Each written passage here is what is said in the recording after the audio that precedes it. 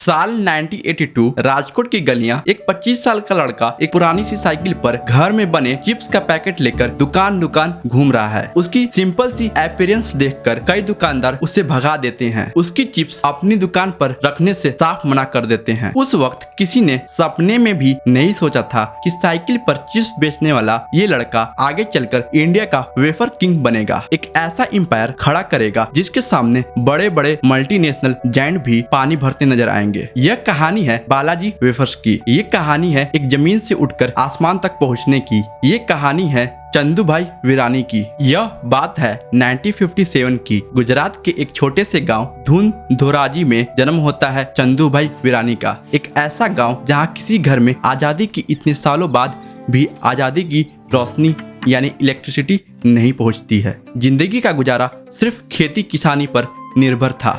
जिंदगी मुश्किल तो थी लेकिन चल रही थी। फिर आया साल 1972।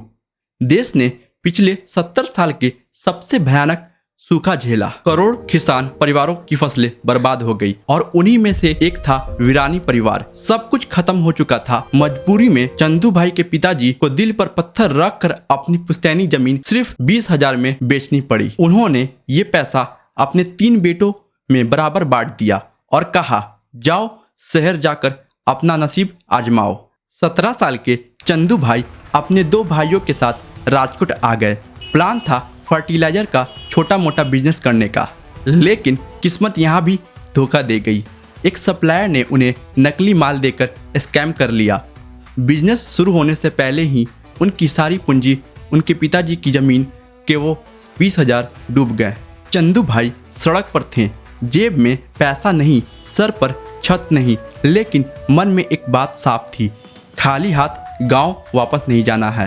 पिताजी का सर शर्म से नहीं झुकने देना है। काम की तलाश में भटकते हुए चंदू भाई एक दिन राजकोट के मशहूर एस्ट्रॉन सिनेमा पहुंचे। वहां उन्हें पोस्टर लगाने से लेकर दरवाजा पर खड़े रहने, सफाई करने और फटी हुई सीटें सिलने तक का काम मिला। सैलरी सिर्फ 90 रुपये महीना। लेकिन चंदू भाई का मकसद यहाँ अर्निंग नहीं बल्कि लर्निंग था। उन्होंने हर काम पूरी लगन से किया।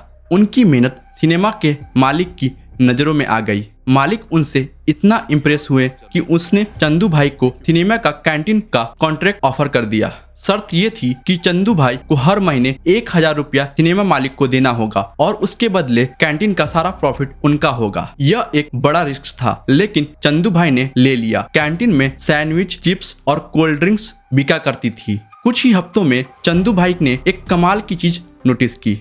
कैंटीन की 80% सेल सिर्फ एक आइटम से आ रही थी, पोटैटो वेफर्स। और ये सेल भी फिल्म के 10 से 15 मिनट के इंटरवल में ही होती थी। लेकिन एक बड़ी प्रॉब्लम थी, चिप्स के सप्लायर या तो लेट आते थे या कम क्वांटिटी लाते थे। इससे उन्हें नुकसान हो रहा था। कस्टमर चिप्स मांगता था और उनके पास स्टॉक नहीं होता था। 6 साल तक इसी प्रॉब्लम से जूझने के बाद 1982 में चंदू भाई ने एक ऐसा फैसला लिया जिसने उनकी जिंदगी हमेशा के लिए बदल दी। उन्होंने डिसाइड किया कि वो अब वेफर खुद बनाएंगे। एस्ट्रॉन सिनेमा के पास ही हनुमान जी का एक मंदिर था। उसी से प्रेरणा लेकर उन्होंने अपना वेफर का नाम रखा बालाजी।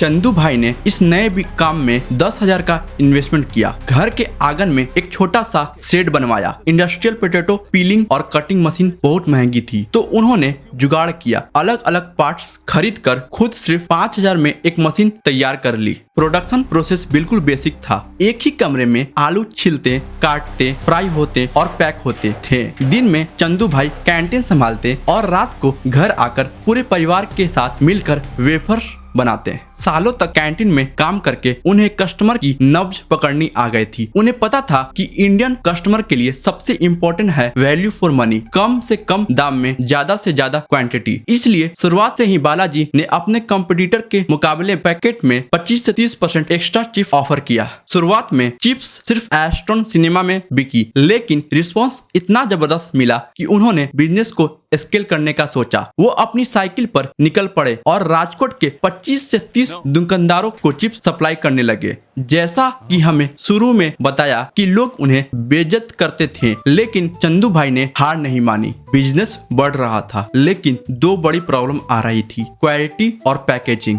मैनुअल प्रोसेस होने के कारण क्वालिटी कंसिस्टेंट नहीं रहती थी और पैकेजिंग ठीक ना होने से चिप्स सील जाती थी। चंदू भाई समझ गए कि आगे बढ़ना है तो टेक्नोलॉजी को अपनाना ही पड़ेगा। उन्होंने अपनी जिंदगी का सबसे बड़ा रिस्क लिया, 50 लाख का लोन लिया और अपना पहला semi automatic wafer manufacturing plant डालने का फैसला किया। सब कुछ आगे बढ़ने के लिए सेट लग रहा था कि तभी कहानी में एक बड़ा ट्विस्ट आया। जो कंपनी उनका प्लांट लगा रही थी वो बीच में ही बंद हो गई। पैसा भी लग गया और सामने एक अधूरा अनजाना मशीन का ढेर पड़ा था। चंदू भाई के सामने बैंकरप्ट होने का खतरा मंडरा रहा था, पर वीरानी ब्रदर्स हार मानने वालों में से नहीं थे। उन्होंने खुद एक एक पुर्जा खोलकर मशीन को समझना शुरू किया। ट्रायल एंड एरर कर करके वो उस प्लांट की वर्किंग समझ गए। वो सेल्फ टॉफ्ट इंजीनियर बन चुके थे। आखिरकार उन्होंने खुद उस मशीन को ठीक किया और प्रोडक्शन शुरू कर दिया। इस हादसे ने उन्हें एक चीज सिखा दी, टेक्नोलॉजी में इन्वेस्टमेंट बेस्ड इन्वेस्टमेंट होती है। इसके बाद उन्होंने पीछे मुड़कर नहीं देखा। 1995 में एक और प्लांट और 2002 में एक फुल्ली ऑटोमेटेड फैक्ट्री लगा दी, जो उस समय इंडिया की सबसे बड़ी पोटैटो चिप्स फैक्ट्री थी। 2006 तक बालाजी वेफर्स ने गुजरात में 90% मार्केट शेयर कैप्चर कर लिया था। वो गुजरात के अनडिस्प्यूटेड किंग बन चुके थे। अब चंदू भाई की नजर गुजरात से बाहर पूरे देश पर थी, लेकिन उन्हें पता था कि इसके लिए प्रोडक्ट लाइन और मार्केटिंग दोनों में रिवॉल्यूशन लाना पड़ेगा। प्रोडक्ट डाइवर्सिफिकेशन, उन्होंने एक R&D लैब सेटअप की। सिर्फ मसाला वेफर्स तक सीमित न रहकर उन्होंने इंडिया चाट से इंस्पायर होकर चाट चस्का, बनाना चिप्स और इंडियन नमकीन जैसे गुजराती खाखरा, रातलमी सेव, पंजाबी तड़का सब लॉन्च कर दिया। चिप्स और नमकीन दोनों को एक ब्रांड के अंदर लाने वाली बालाजी इंडिया की पहली मेजर ब्रांड बनी। जीनियस मार्केटिंग, बालाजी जानती थी कि उनका सबसे बड़ा कॉम्पिटिटर है लेज और लेज की सबसे बड़ी कमजोरी है उसका पैकेट में चिप्स से ज्यादा हवा। इसी कमजोरी पर बालाजी ने वार किया। उन्होंने अपनी टैगलाइन बनाई, हवा कम वेफर ज्यादा फ्लेवर वाह वाह। उनके लाइट हार्टेड एड्स ने इस मैसेज को घर घर तक पहुंचा दिया। बालाजी की सक्सेस सिर्फ उनकी प्रोडक्ट या मार्केटिंग स्ट्रेटेजी की वजह से नहीं है, इसकी बुनियाद उनके यूनिक वैल्यूज और प्रिंसिपल पर टिकी है। एम्प्लॉय फर्स्ट, बालाजी वेफर्स में किसी भी डिपार्टमेंट को कोई सेल्स टारगेट नहीं दिया जाता। चंदू भाई का मानना है कि जब एम्प्लॉयज को ओनरशिप फील होती है तो वो खुद बेस्ट देते हैं।